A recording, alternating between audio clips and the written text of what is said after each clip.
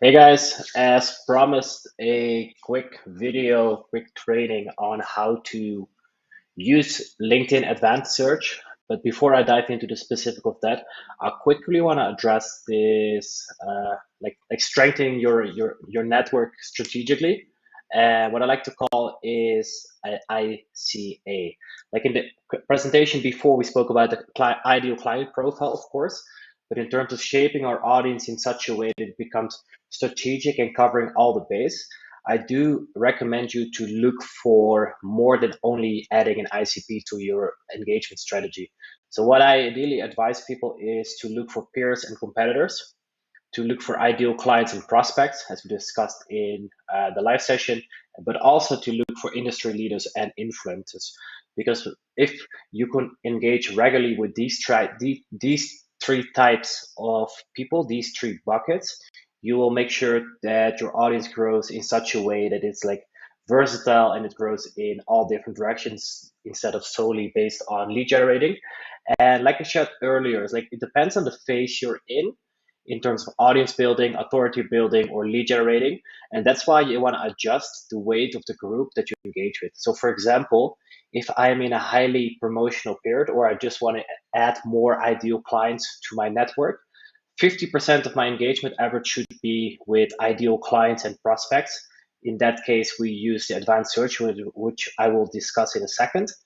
I would say 20% of your engagement list could be allocated to peers and competitors, not necessarily from like a bad perspective, because I think it's always nice to see what your peers and competitors are up to because it allows you to be inspired about the content they create. But the other thing is that uh, the assumption is that the people that follow them or that engage with their content are also interesting for you. So you can kind of like tap into those pools as well, and 30% of the engagement efforts should be with industry leaders and influencers, again because most of their audience will be interesting for your brand as well. And there are two ways in terms of like setting up your engagement strategy. A is that you create a simple copy of this this engagement spreadsheet, which allows you to list out the name, the role, as you said, peers, ideal clients, or industry leaders. Role, if that makes sense. And what I always do is I add the link here to the activity page so I can directly go from this sheet to their activity page on LinkedIn so that I don't have to spend time searching from them or at the risk that I get distracted on the feed or through something else. The second one is the bookmarking technique, and this is my favorite. So if I go to the profile of someone I want to put on my list, I scroll a little bit down to the activity page, you can see here. Then I click on show all activity, and then you see it opens this screen. I click on post, and then I bookmark this page in a folder on my browser, which is perfectly because then every time that I do my engagement, let's say every 30 minutes in the morning, I open my browser and I just go from profile to profile. And in doing it that way in like 20 to 30 minutes, depending on your commenting speed, you can engage with the people that are on your list. Now, at this point, you might say like, hey, Jesse, my ideal client post doesn't post that much. And that's an interesting thing on LinkedIn because what the LinkedIn does really good, it allows you to see who they engage with. So I learned this trick from one of my LinkedIn friends, LinkedIn wizard, Niall Radcliffe, and he uses this for like closing the gap with like industry leaders, as I like to call it.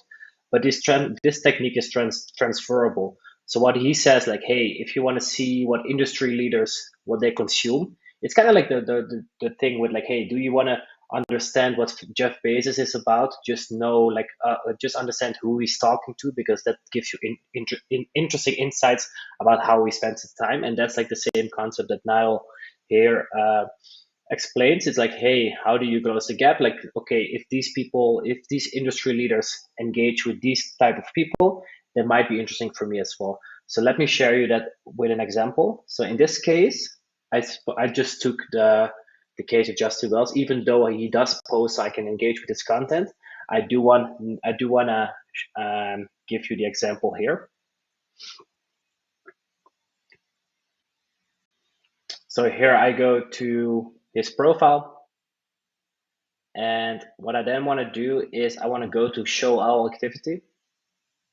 And then as you can see, it by default, it's standing on all activity. So I can literally see what he likes, what he comments. So in this case, interesting. Okay, Justin Wells engages with Danco. Okay, that might be good. So perhaps that's interesting for me if I'm interested in this niche or this industry.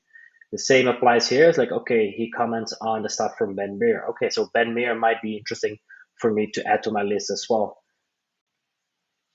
Nicholas Cole's another one, Dickie Bush. So by using this strategy, you can kind of like steer on the judgment of someone you see or feel as like an authority within your specific niche. And instead of going out and reinventing the wheel, you can kind of use their judgment in order to create your list. So I think this is a really strong way of using like the exposure that LinkedIn has to offer for your benefit. Now I want to quickly want to show you how I use LinkedIn Advanced Search. So let's say I want to look for founders, which is a really big group on LinkedIn. So I type in founders between quotes, and then as you can see, nothing really happens, but I click on people. I think that's an important step. And then as you can see, I had 8 million results, which for me is a little bit too much to go through. I don't know about you, but I prefer to not do this. So then I go to all filters, as you can see. And then it becomes interesting because I would say mostly people I'm interested in are in the US. With the talks about what I do is I filter people that have creator mode on and off. So my assumption is here like, hey, if they have creator mode on, they're a little bit more serious about LinkedIn. So I do think it's a great way for me to understand and to filter the people that I'm interested in. So in this case, let's say I'm looking for people that speak about leadership, entrepreneurship, and marketing. Company is not really something I want to be that specific. School is not.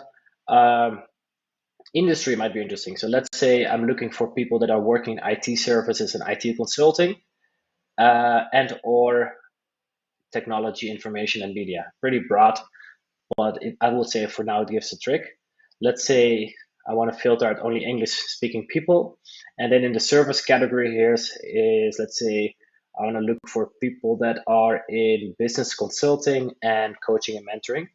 Then I click show results. And as you now can see, I already went down to less than 1,000 people, 892 people, which is great because already going through this list, I can see, okay, all these people, they do fit the criteria that I listed. It kind of looks nice. And yeah, I can work through this, even though it's 90 pages. So I do want to be a little bit more specific. So let's say I go back to all filters. And something that's really interesting that not many people use is let's say someone that I, again, see as an authority. And I do think that, okay, this person has a strong network.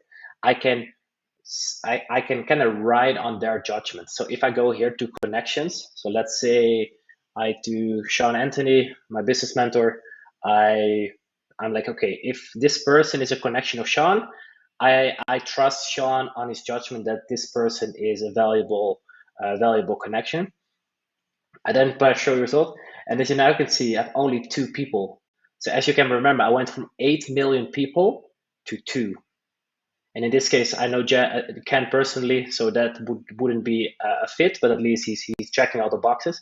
But this is an interesting point now. So if I'm looking for founders that fit all these boxes, I want to look at Ilana's profile because she is a second type or second grade second grade connection, sorry. And as far as it looks, she has an interesting profile. She posts regularly, which for my services is kind of important. She has a pretty big audience, 18.8K. She does some cool stuff. She's a founder here. She's executive member there. Okay, so this is a really interesting lead for me. Like if I want to do outbound. So I'm gonna bookmark her case because I'm not like for the case of the video. I'm not gonna do anything with her profile right now.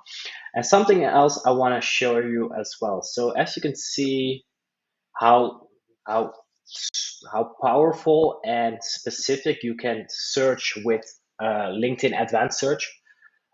Something interesting is true as well. So let's say that the people that you target, are like, okay, let me back up here. Most of the people on LinkedIn, the majority have in their bio, they have like, I help X amount or X group of people do XYZ. So that might be something that you want to filter on. And that's the beauty of LinkedIn, even that it does. So let's say I type in help, I help. Okay, I'm too specific here. So let's say I want to remove the connection with Sean because that's a highly specific one. Um, Interesting. How do I? Okay, that's how I remove it. So as you can see, within this scope, so if I look at people in the US that speak about these three things, they're in this industry. So these people are probably like coaches or consultants. So they might be really interesting for me as well. And as you can see, Jessica Abel, I help people get visibility through media, all these things. So if I think the thing that I want to say here is like, if you see a certain pattern between or like across the headlines your ICP uses, you can also filter on that. So it's not just job title because the search function looks at the tagline. So I think that's a really, really good hack to keep in mind. And I would say, with that being said, I highly recommend you to play around with the advanced search. As you can see, it's super, super useful. You don't need the premium plan or sales navigator. This is all done on the free plan. And especially the more you get into, the more I would say advanced you get with like the creative ways of putting in your search queries and getting out the right people. And yeah, talk to you soon. Cheers. Bye.